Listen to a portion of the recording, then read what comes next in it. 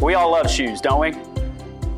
We have shoes for every occasion. We have shoes for nice occasions. We have shoes to wear to the beach, which they're flip-flops and they don't really count as shoes.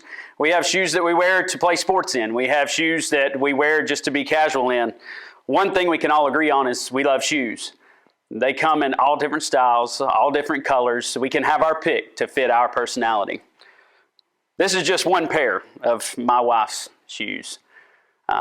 Some of us love shoes more than others. I own about 10, 12 pairs of shoes, 15 if you count flip-flops. This is one of about 70 pairs of my wife's shoes. I wouldn't be sexist in saying that either, because there's some of you guys out there, you need a closet dedicated to the amount of shoes you have. Some of you have an addiction when it comes to shoes. Is this really about shoes though? No. But the one thing that made me think about shoes today was this, is if we can all agree on one thing, it's we all love a brand new pair of shoes. Everybody loves getting a brand new pair. Even starting with that feeling that you have when you walk out the door, when you buy them in the store and you find that pair, you see it on the shelf, maybe you see them online and it's like, I've got to have that pair of shoes. And you buy them, you walk out of the store with them, you get home and you already lay them out. You take them out, you lace them up, you're ready to go. You lay them out, you probably get your best outfit to match with them because you really want these shoes to pop the next time you wear them out in public. We love a brand new pair of shoes. Wearing them, you already feel different. You put them on for the very first time, your feet feel different. You feel different as a person. You feel like you look more put together. You look nicer. They're pristine. They're clean. Everything about you just screams brand new. That's how you feel when you wear shoes, when you wear a brand new pair of shoes. One of the things that we see when we wear shoes, a brand new pair, is this. We feel like we have something that someone else wants. We feel like I'm wearing something that someone else really desires. I feel so clean, so new, that I almost want people to want what I have. And that's how those shoes, just those shoes alone, make me feel. You don't want to get them dirty. You take care of them. You love them so much, you probably spent so much money on them. You love how they make you feel, so I want them to last as long as possible. So you treat them right. You don't take them to places where you're going to dirty them up. You only wear them in maybe the nicest occasions. And if you do wear them and they get scuffed or they get dirty, you take them home immediately and you clean them up. You want to care for them. You want to take care of it, and you want them to last because you don't want the newness to wear off. Eventually, though, let's all be real. Our shoes continue to get dirtier.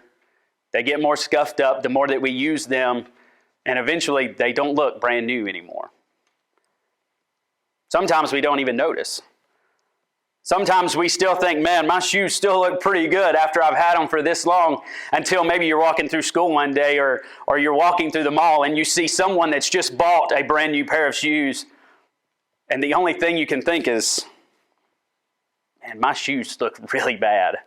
My shoes are really dirty. I need a new pair.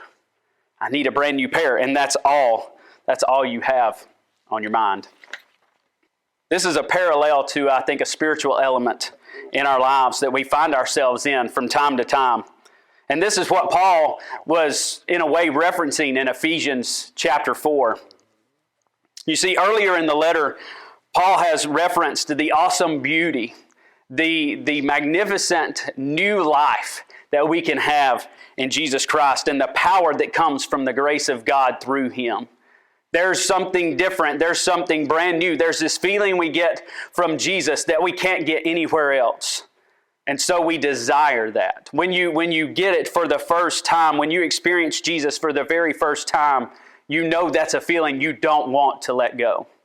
You want that feeling to last forever. We've all been there. Anybody that's become a Christian, you remember that first time. You remember when you gave your life to Jesus Christ, how you didn't want to dirty yourself up anymore. You knew that you wanted to take as great a care of your spiritual life than you ever had before, because you wanted to keep that feeling. You wanted to keep this pristine look because there was something different about you and you wanted people to notice. You wanted people to want what you wanted. That's what Jesus did for you in that moment. And so you took care of yourself. You took care of the things that you put yourself into, the people you surrounded yourself with, the things that you engaged in, whether that be conversations or entertainment. You didn't want anything to damage or dirty up the newness of your life in Jesus. And if something ever did, you made sure in that moment, I've got to clean it up. You see the parallel that we already have with the shoes. But just like the shoes, eventually it starts to wear. Eventually, the things that we didn't want to involve ourselves with that would make us a little bit messy, a little bit dirty, make us seem unclean and disconnected from God, eventually those things start to become more and more normal, more and more habitual. And we don't really notice at first. And we continue to go on living our life until we see someone else that has now put the newness of Jesus Christ on. And just like those shoes, we look down at ourselves and we realize how we don't look new anymore. We realize what we've done to ourselves and how we've stopped taking care of our cleanliness in Jesus Christ. And we let ourselves go. And the only thing that we can think of in that moment is, I need to be renewed. I need that newness back that I experienced in Jesus Christ. I need that newness that I experienced for the very first time. I need that new pair. Just like we did the shoes, I need that new pair, and that's all we can think. So early in chapter 4 of Ephesians, we find what we're looking at here. This newness that we're craving in Jesus Christ, this newness that we want to have back in Him, we find Paul talking to the Christians about this very thing. Early in chapter 4, he references our walk in our faith. Think about the shoes we've been talking about. And talks about this walk being worthy of Jesus Christ. Do you think Paul knew anything about what we were going to experience in this life? Do you think God knew something about our forgetting our newness in Jesus? It's amazing how awesome God is when we see the very things we're dealing with, He's given us guidance in. You see, people have let their spiritual shoes get dirty. And now Paul's helping them find their renewed spirit in Jesus. If you go to Ephesians chapter 4 and begin in verse 17, we see the things that Paul is referencing to the messiness, the dirtiness of their spiritual shoes, their lives. He tells them that their walk is no longer the way Jesus would have had it. Is no longer in the way that Jesus showed us how to walk, but he says that you're walking like the rest of the people do. You're now blending in with the world. There's nothing different about you. There's nothing new about you anymore. You're the exact same that everyone else is. You don't stick out anymore. You've allowed yourself to blend again. Your shoes are dirty. He tells them that they've darkened their heart, that they have an alienated life from God because they've been ignorant. Their heart has become hard. They've become callous. They've become greedy. They've assumed that their shoes were okay. You see, like I said a minute ago, we sometimes don't notice until it's too late. They've wore these shoes for a very long time, thinking they're walking the right path, thinking they're still living this renewed, clean, different lifestyle from everyone else. And Paul is here to drop this hammer on them and say, you're no different than anybody else. I can't tell a difference in you. So you think, if I can't tell a difference in you, that other people can. Remember the words that he said. He said, you're ignorant, you're calloused, you're hardened, you're greedy, you're corrupt, you're deceitful. And he tells them, you need to put off this old self. You need to get rid of these old shoes, and you need to be renewed. You need to remember what it was like to have that newness in Jesus Christ. You need to remember that moment you gave your life to Him. Remember how you felt. Remember the things that you did. Remember the way that you carried yourself, and get back to that person. Kick off the dirty shoes and get a new pair. Renew yourself in Jesus Christ. So what does that look like? What does that look like for us to leave our newness, to blend back in with the world? How do we get back to Jesus again? How do we get that new pair? It's not like shoes where I can just go to the mall or go online and just buy a brand new pair of whatever I want. There's a certain way I've got to get back. And Paul says, here's how you do it. Here's how you stick out again. And in verse 25, he starts listing certain things like this. He says, put away falsehood. Stop being fake. Be real. That's a phrase we use a lot with each other these days, is be real. And we would say if we desired one trait in all of our friends or the people that we interact with, most of us, that would be at the top. Ironically, that's what's at the top of his list. Stop being fake and be real. Be real about who you are. Jesus talks about these things when he says you need to be hot or cold, not lukewarm. Stop being fake and just be one side or the other. Realize what it's like to be new in Jesus again and be real about it. He says, speak the truth. Be honest with people. Be honest with one another. He says it's okay to be angry, but he says be angry and do not sin. He says give no opportunity to the devil.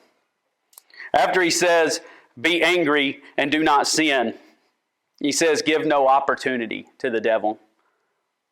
You see, we can have moments to where we let ourselves slip away from our newness in Jesus and start to blend back in with the world. That's the opportunity that the devil's looking for. It's not a sin to be tempted in that direction. It's not a sin that those things draw us in that direction. That's human nature. But to allow ourselves to go there, to allow ourselves to then engage and indulge in those things, that's where the devil is taking advantage of us. He's telling us it's okay. He's telling us your shoes aren't that dirty. Man, I can still tell a difference in them. And he tells us a lie. And so we keep going with our life. We keep living the life that we think we're living, and we're living it for Jesus, when in fact, the devil's in full control. He says, then let no corrupt talk proceed out of your mouth. He talks about things that are good for building up, that fit the occasion. He says that it may give grace to those who hear. Stop saying things that we shouldn't say. How do you show the difference between you and other people in the world? Think about the crude jokes that we hear today. Think about the language that people use today. Think about the way that we gossip about anybody and everybody every chance and every breath we get. You want to be new? You want to be different? This is one of the ways to start heading back in that direction. Stop saying things that we shouldn't say. And he says, only say things that are encouraging, that are building up, that are meant for good to other people. Now, that's not easy. That's hard. And we can be real about that. But this is one of those things that God calls us to do through Paul. He says, let all bitterness and wrath and anger and clamor and slander be put away from you, along with all malice. Let the negative feelings you have for people and situations be put away. We're going to be angry. We're going to have moments where we're mad at people, we're mad at situations, we're mad at whatever's going on in our life. We may be mad at ourselves. And he says, don't let the devil have the opportunity to take advantage of that anger. Don't let the devil have the opportunity for you to start thinking evil thoughts about people while you're in this vulnerable situation. Do you know what the word malice means? It means this this intent to do harm. I hate someone so much, I hate a situation so much that the only thing I can think about to fix it is to hurt them or to hurt the situation or to hurt the group of people, whatever it is that I can do. Think about when you fight with your siblings, when you fight with a family member. When you get to that point in the argument, the only thing you can think about is to say the one thing you know is going to cut them the deepest because you want to hurt them the most. Paul says as Christians, if we're different, if we're new, Jesus wouldn't want us to act like that. Jesus wouldn't want us to think like that. He says, so don't even let your mind go there, much less say what you're going to say. But then he ends with this. He says, be kind, be loving, be tender-hearted, be forgiving. Because you must remember that you've been forgiven. That's the message in all of this. That's how we get back to where we want to go. That's how we're renewed in Christ. That's how we stand out as new and different in Jesus, separate from the world, is that last statement. You've been forgiven. When we can realize that, everything about our life changes. Everything about our actions and our words and our motives change, because the thing that's moving us forward, the things that are driving my life are in the shadow of the cross. Because without Jesus, I'm not new, I'm not different, I'm not forgiven. He says that's what you need to remember more than anything else. You've been forgiven. And when we can realize how messy, how dirty, how unclean, and how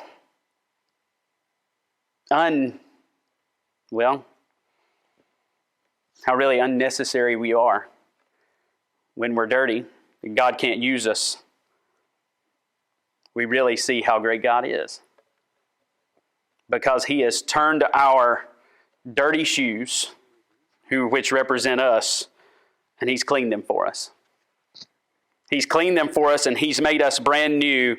And basically the question He asks when He looks at us after He's cleaned us is, what dirty shoes? You have a brand new pair of shoes. I don't see anything different about you. That's how Jesus looks at us. That's how we start to look at the world. When we realize that we've been forgiven, when we realize that we've been changed, we start to see people that way. And we don't want to blend with them anymore. What we want is for them to want what we have. That's the goal. That's what we're doing when we want to stick out and be new and different, just like those shoes, is I want you to want what I have. Because what I have is different. What I have isn't dirty. What I have is something that will make you feel so much better than you've ever felt before. That's what Jesus can do for us. Now, living this way is not easy, but it's easier. It's easier than the life that you're probably living right now, the life of falsehood, of being fake, of blending. You think it's easier to blend. People say that all the time. Well, I just find it easier to blend in with the crowd. Do you? As a Christian, you probably go home every single night, or you sit in a youth devo. You're probably sitting in your Bible class right now, and you're thinking, man, I wish I could stop being fake. You don't find it easier to blend. You just think it's easier. You just think it's better because you don't think God will accept you and take you back because you've already forgotten your newness. My God is a forgiving God, and my God is an awesome and gracious God, and He can clean your shoes in a heartbeat. It's not easier to blend. This life, this newness, this difference in Jesus is easier than the one that you're probably in right now. I think about the shoes that we wear as they get dirty, and not only do they get dirty, the longer you wear them, the more they wear out. And then eventually you see that your feet are killing you. Spiritually, the thing that I want to say is this: don't wait till your feet hurt to make a change. Stop waiting on your feet to be killing you, for your whole body to be hurting, for your back to be in so much pain that you say, hey, I probably need a new pair of spiritual shoes. Change your shoes. Get a new pair. If you don't know Jesus, I can tell you this, there is no greater feeling than giving your life to Him. And if you are, take off the dirty shoes and renew yourself in Jesus Christ right now.